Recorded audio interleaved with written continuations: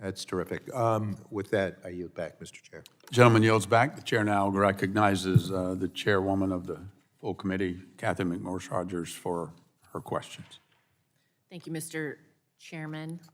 And to all our witnesses, thank you for being here and for your attention in response to this tragedy. I wanted to focus on risk communication, which is so important in an emergency. In 2013, a National Academies of Science manual stated, quote, "It is important that communication strategies include plans to collect information that might reduce uncertainties or plans to revisit the decision once more data are gathered." The National Academies specifically emphasized reporting uncertainties when fright factors are involved or intended audience distrust outcomes that suggest low risk, but the public is convinced the risks are serious. So to all of you, I just would like to ask you a few questions.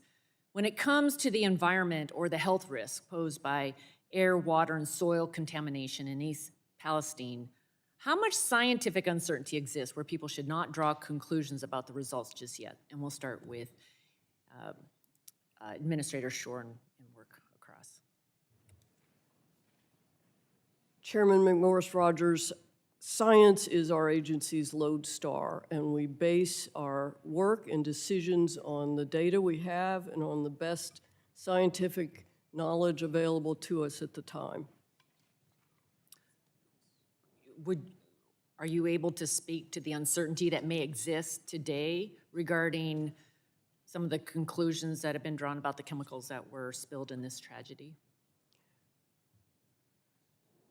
We have, in the air monitoring realm, relied on a multi-layered approach of sophisticated equipment that has both sampling and monitoring, including what's called a TAGA bus, a trace atmospheric gas analyzer bus that can take samples, analyze them in real time, and that has for 10 hours a day been circling the community and more particularly the work site. Based on the data we have, we've seen no sustained elevated levels of any compound that would be of health concerns. I understand that people are concerned, and that's why if they have concerns about their own health, we urge them to seek, as Dr. Vins described, to go to the clinic or consult with their primary healthcare provider. Okay, thank you. Director Vogel? Chairwoman, thank you for the question.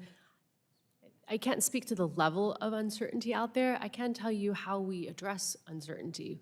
What we continue to do is test on a regular basis. It's the reason for the Sentinel wells and the monitoring wells, so that first of all, we are transparent in all of our test results. They're all published on the website in all their gory detail, right? Every tick, everything is there. And so if we do find something, that will inform the next step. So it's a very carefully phased approach where, again, as Administrator Shore says, we're following the science. So that if we do find anything, we'll know it before it's a public health concern, and we'll be able to address it accordingly. Okay, thank you. Dr. Vins?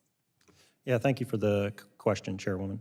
As far as our agency is, we're very fortunate. Technically, my agency, we're very strong. We're a small agency of only 17, but technically I feel we're very, very strong, but we are not experts. And so we rely heavily on experts in any industry, in any field. When it comes to water quality, certainly air monitoring and stream monitoring, we have some of our local our experts here that we rely on. When it comes to healthcare, we rely on our partners, as we've talked about with the health assessment clinic that we've got. We have online a direct line to the toxicologist at the Poison Control Center. So those experts are what really help us address that uncertainty. But to take that information and communicate that directly to the resident is the most important part. We find that we're most effective one-on-one with the resident.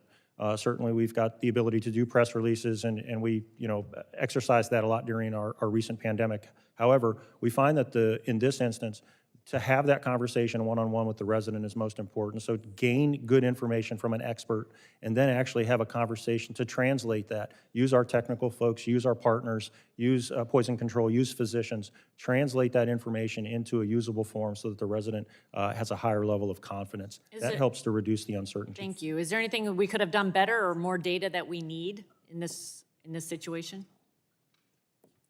To each of you? I guess I'll respond to that and say it's very important to continue the ongoing monitoring. I think more information and ongoing information, things change. Certainly when we talk about groundwater, we talk about activities at the site to continue to monitor the air, to continue to monitor groundwater, to continue to monitor the streams. These are all very, very important issues, as well as monitoring our health of the residents going forward. So I think monitoring is the key. Okay, thank you. My time has expired. I'll yield back. Thank you, Mr. Chairman. Chairwoman yields back, and the chair now recognizes the gentlelady from Colorado,